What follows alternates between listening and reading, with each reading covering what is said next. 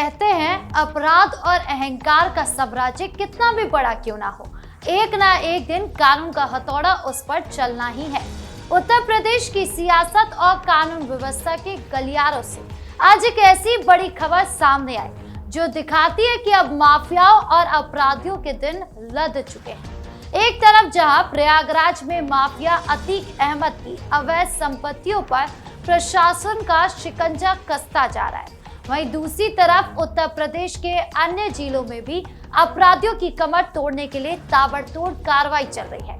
कभी जिस प्रयागराज में अतीक अहमद के नाम पर लोगों की रूह कांप जाती थी, आज उसकी करोड़ों की अवैध संपत्तियों को मिट्टी में मिलाया जा रहा है या कुर किया जा रहा है।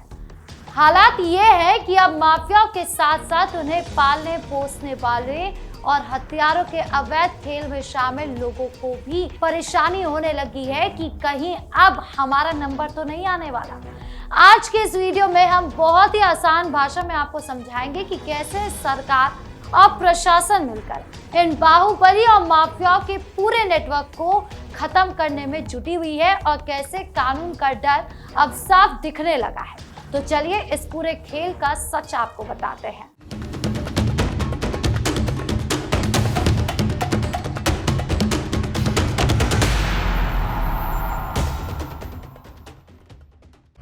अतीक अहमद की 110 करोड़ की बेनामी संपत्ति कुर्क। सबसे पहले बात करते हैं प्रयागराज की, जहां माफिया अतीक अहमद के खिलाफ प्रशासन की कार्रवाई लगातार जारी है।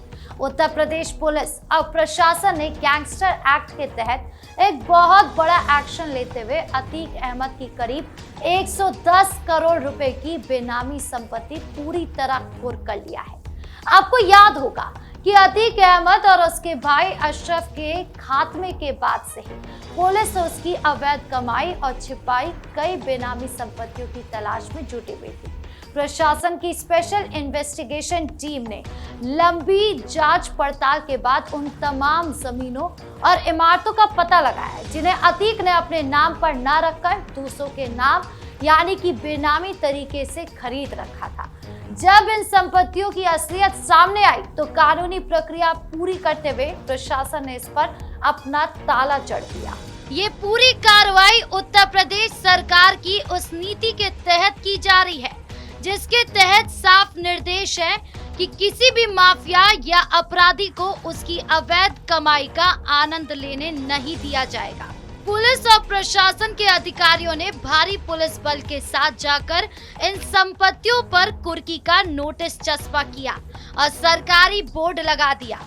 जांच में ये बात सामने आई थी कि अतीक अहमद ने लोगों को डरा धमकाकर और जबरन वसूली के पैसों से प्रयागराज और उसके आसपास के इलाकों में अकूत संपत्तियां बनाई थी। इन संपत्तियों को कागजों में किसी और के नाम पर दिखाया गया था ताकि पुलिस और इनकम टैक्स विभाग की नजरों से बचा जा सके, लेकिन आधुनिक जांच तकनीकों और पुलिस की सख्ती के आगे अतीक का ये काला कारोबार छिप नहीं सका।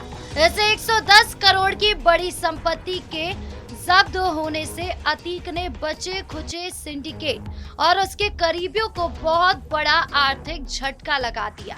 लोग अब खुलकर ये कहने लगे कि कानून के हाथ वाकई बहुत लंबे होते हैं। माफिया मुख्तार गैंग पर भी शिकंजा। प्रयागराज में अतीक अहमद पर ताबड़तोड़ कार्रवाई के बाद अब नजर डालते हैं पूर्वांचल के दूसरे बड़े माफिया मुख्तार अंसारी के नेटवर्क पर। सरकार ने अब खुद मुख्तार अंसारी के पूरे गिरोह और उसके करीबियों के खिलाफ एक नया और बेहद सख्त मोर्चा खोल दिया है। प्रशासन ने मुख्तार अंसारी के सदस्यों और उनके खास सहयोगियों द्वारा बनाए गए हथियारों के लाइसेंस की गहराई से जांच करने के लिए एक विशेष जांच दल यानी कि एसआईटी का गठन कर दिया है। सरकार ये पता लगाने की कोशिश कर रही है कि इन अपराधियों ने फर्जी दस्तावेज, फर्जी पते और आपराधिक रसूख का इस्तेमाल करके कितने अवैध हथियारों के लाइसेंस हासिल कर लिए थे और उनका इस्तेमाल कहां-कहां किया गया था। इस कदम से उन सभी लोगों की सांसें अटक गई है जो पर्दे के पीछे रहकर इन माफियाओं की मदद किया करते थे। मुख्तार अंसारी के खात्मे के बाद से ही देश की तमाम सुरक्षा एजेंसियां और पुलिस विभाग इस गहरी टो और पड़ताल में जुटे थे कि आखिरकार इस खतरनाक गैंग ने सरकारी तंत्र और प्रशासनिक व्यवस्था में सेंध लगाकर अपनी काली ताकत को इतना कैसे बढ़ाया था। अब जब शुरुआती जांच की परतें खुलनी शुरू हुई तो ये हैरान करने वाला सच सामने आया कि मुख्तार गैंग के गुर्गों और उनके खास करीबियों ने अपनी दबंगई और धौंस जमाकर कैसे कैसे हथियारों के अवैध लाइसेंस आसानी से हासिल कर लिए थे। अब एसआईटी यानी विशेष जांच दल इन तमाम पुरानी फाइलों और दस्तावेजों को एक एक करके बहुत बारीकी से खंगाल रही है। जांच का दायरा इस बात पर भी टिका है कि किस किस भ्रष्ट अधिकारी या कर्मचारी की मिली भगत से ये खतरनाक लाइसेंस धड़ल्ले से जारी किए गए थे। जो लोग भी इस पूरे अवैध खेल में पर्दे के पीछे रहकर शामिल पाए जाएंगे, उनके खिलाफ सख्त से सख्त आपराधिक मुकदमे दर्ज किए जाएंगे। इतना ही नहीं, उनके हथियारों के लाइसेंस तुरंत रद्द करके उनके पास मौजूद सारे हथियार भी जब्त कर लिए जाएंगे। सरकार का इस मामले में बिल्कुल कड़ा और स्पष्ट संदेश है कि सिर्फ मुख्य माफिया या सरगना ही नहीं, बल्कि पर्दे के पीछे रहकर उनकी मदद करने वाले और उसे पनाह देने वाले हर एक मोहरे को चुन चुन कर बेनकाब किया जाएगा। एसआईटी की इस ताबड़तोड़ जांच से उन तमाम सफेदपोशों और अपराधियों के मददगारों में गहरी भगदड़ और खौफ मची हुई है, जो अभी तक अपनी पहुंच और रसूख के बल पर कानून की नजरों से पूरी तरह बचे हुए थे। सरकार का जीरो टॉलरेंस और अपराधियों में खौफ। अतीक अहमद की संपत्तियों की जब्ती और मुख्तार गैंग के हथियारों के लाइसेंस की एसआईटी जांच ने उत्तर प्रदेश की कानून व्यवस्था को लेकर एक बार फिर ये साबित कर दिया है कि सरकार का अपराधियों के प्रति जीरो टॉलरेंस का रुख पूरी तरह से जमीन पर उतर रहा है। विपक्षी दल भले ही इस पर अपनी राजनीति चमकाने की कोशिश करे, लेकिन आम जनता इन सख्त कार्रवाइयों का स्वागत करे।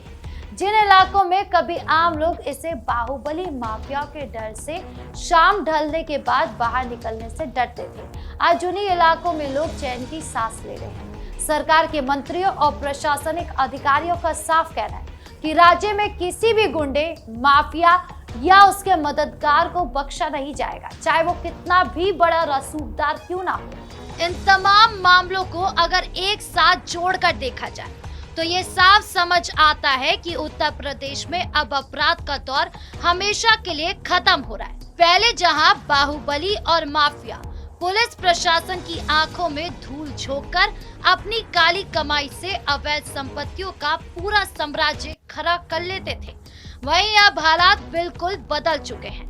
अब प्रशासन उनकी बनाई हुई एक एक इंच जमीन और पाई पाई का हिसाब मांग रहा है।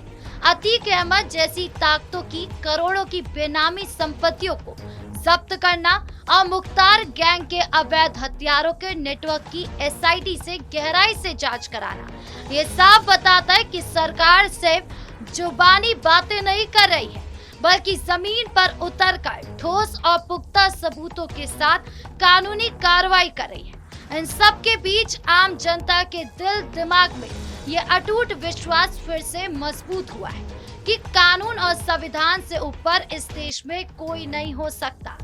जब प्रशासन बिना किसी दबाव के निष्पक्ष होकर और बिना किसी डर के अपना काम करता है, तो कानून के शिकंजे के आगे बड़े से बड़ा बाहुबली भी घुटने टेकने पर मजबूर हो जाता है, और यही असली बदलाव है। तो प्रयागराज में अतीक अहमद की 110 करोड़ की बेनामी संपत्ति का कुर्क होना और मुख्तार गैंग के हथियारों के लाइसेंस की एसआईटी जांच होना इस बात का पुख्ता सबूत है कि वक्त हमेशा एक जैसा नहीं रहता।